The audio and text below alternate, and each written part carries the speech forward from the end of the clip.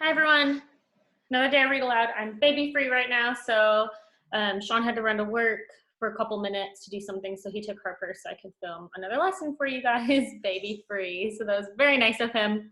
Looking forward to no interruptions today while I'm reading so we can get through this. I'm trying to think. Yesterday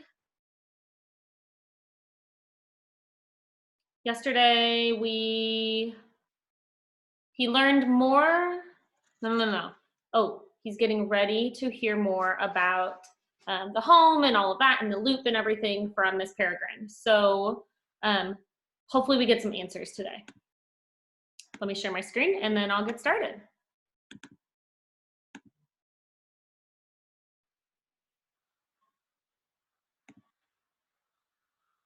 All right.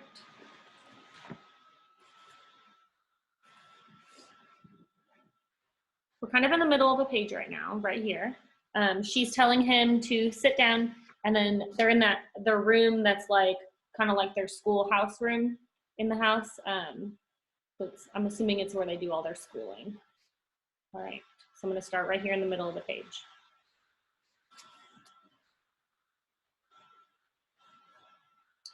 Allow me to give you a brief primer. I think you'll find the answers to most of your questions contained herein. Okay.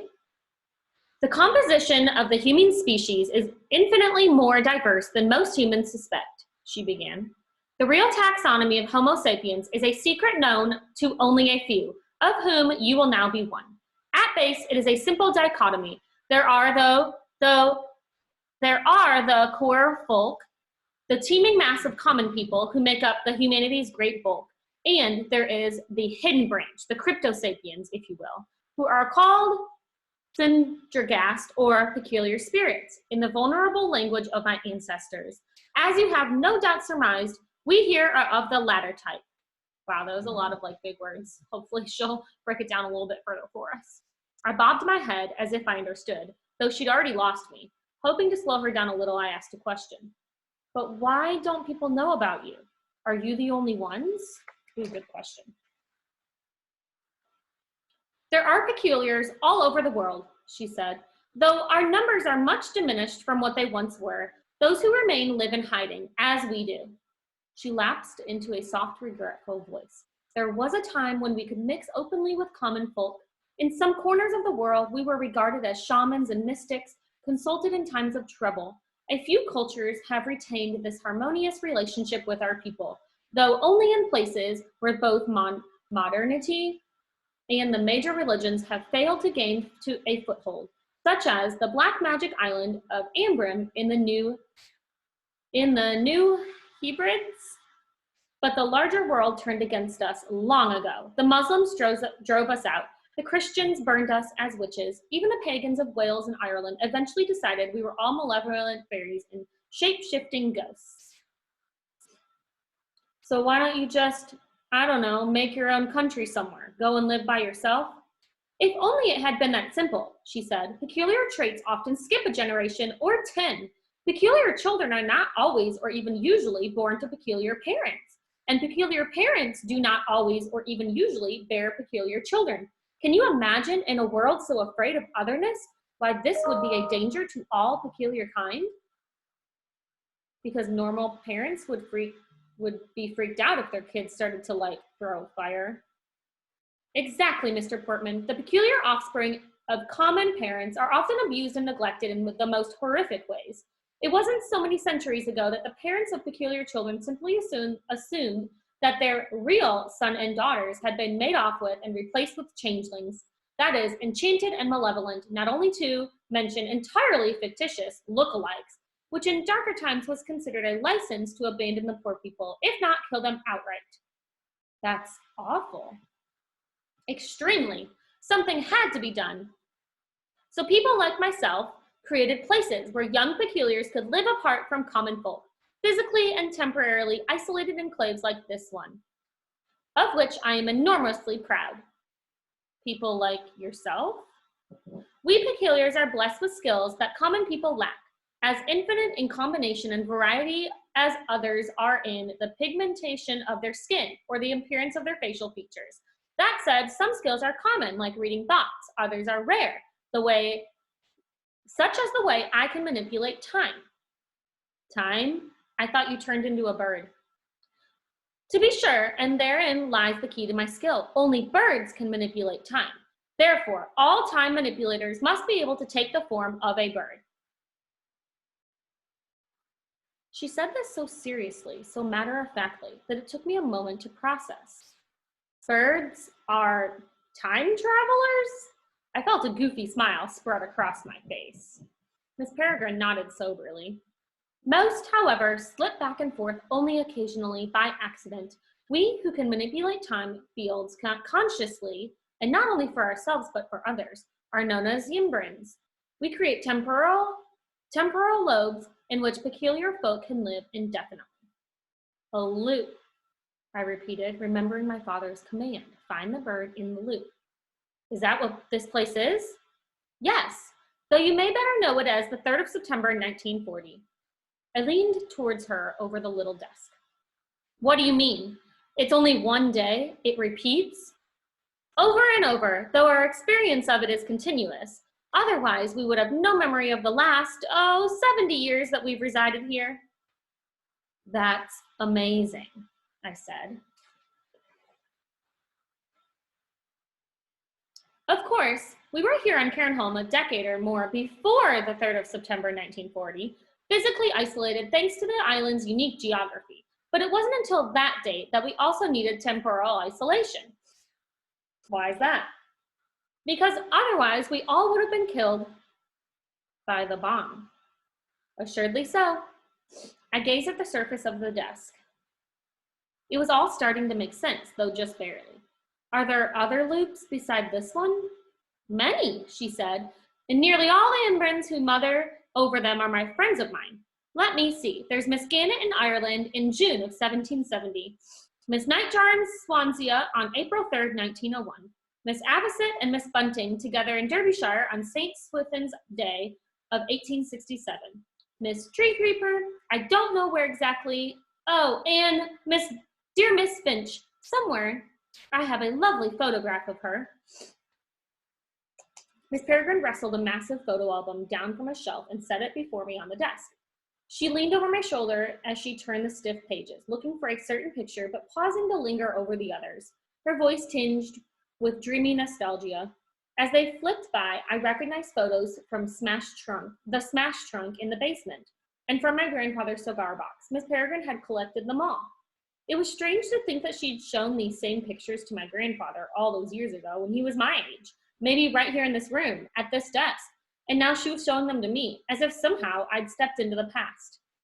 Finally, she came to a photo of an ethereal-looking woman with a plump little bird perched on her hand, and said, "This is Miss Finch and her auntie, Miss Finch."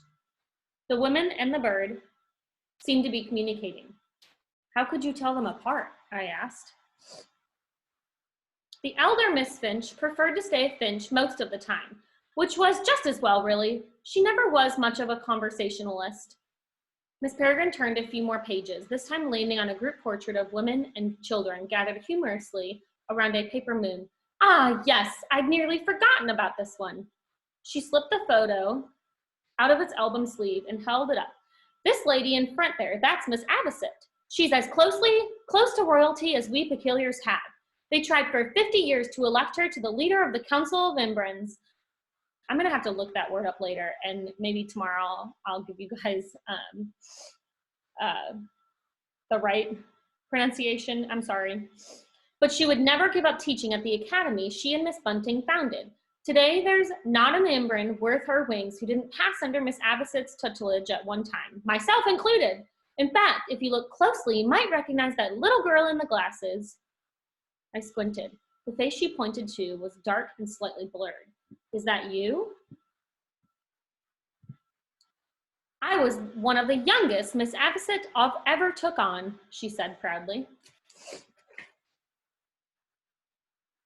So I guess that's Miss Finch and Miss Finch.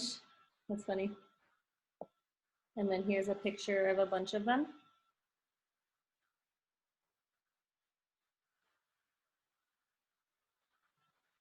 That one's wearing glasses, so I guess that's Miss Peregrine.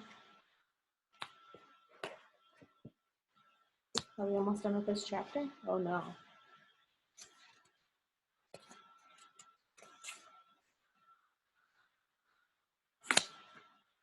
Okay, so this chapter is going to keep going. I'm going to read a little bit longer and then we'll be done for today. What about the boys in the picture, I said. They look even younger than you. Miss Peregrine's expression darkened. You're referring to my misguided brothers. Rather than split us up, they came along to the academy with me. Molly called them like a pair of little princes they were. I dare say it's what turned them rotten. They weren't inbreds? Oh no, she huffed. Only women were born inbreds. And thank heaven for that. Males lack the seriousness of temperament required of persons with such grave responsibilities. We must scour the countryside for young peculiars in need, steer clear of those who would do us harm, and keep our wards fed, clothed, hidden, and steeped in the lore of our people. As if that weren't enough, we must also ensure that our loops reset each day like clockwork. What happens if they don't? She raised a fluttering hand to her brow and staggered back, pantomiming horror. Catastrophe, disaster, I dare not even think of it. Fortunately, the mechanism by which loops are reset is a simple one. One of us must cross through the entryway every so often. This keeps it pliable, you see. The ingress point is a bit like a hole in fresh dough. If you don't poke a finger in it now, and then the thing may just close up on its own. And if there's no ingress or egress, no valve through which may be vented the various pressures that accrue naturally in the closed temporal system, she made a little poof gesture with her hands, as if miming the explosion of a firecracker. Well, the whole thing becomes unstable. She bent over the album again and rifled through its pages. Speaking of which, I have a picture of, yes, here it is, an ingress point if there ever was one. She pulled another picture from its sleeve. This is Miss Finch in one of her wards in the magnificent entryway to Miss Finch's loop, in a rarely used portion of the London Underground. When it resets, the tunnel fills with the most terrific glow. I've always thought our own rather modest by comparison, she said with a hint of envy. So basically she's describing for us a little bit about how this works and how the birds are the ones that can control the time. So all of these groups of peculiars have to have one of a bird with them because the bird is the one that resets the loop. And we're learning that there are groups of them all over the world and they're all in a different time or a different day. They know they're all there, but they're all in a different time. And then what she just described for us was that they have to like step in and out a couple times throughout the day just because it keeps it like pliable, as she described. And then every day at the same time, the bird is the person that resets it. So it's the same day over and over again, but they don't have to do the same thing every day. They're just living in the same day every year or every day. So kind of weird, but it's a way to keep safe for them because as of right now, like in the present time, everyone thinks that they're dead when really they're there. They're just reliving in the same day. So kind of a weird thing to wrap your mind around because they are still there. They are still living, but they're stuck in the same date. So kind of weird to wrap your mind around and definitely gives us that hint of fantasy, which is what this unit is all about. So pretty cool. I hope you enjoyed. We're gonna stop there for right now just because we're getting to our time. I know you guys don't like stopping. We've got, let's see. We've got a little bit more actually a lot of it more in chapter 6. Some more pictures and things. Hopefully next time I read, we'll get to finish chapter 6, okay? All right, I'll see you guys tomorrow. Bye-bye.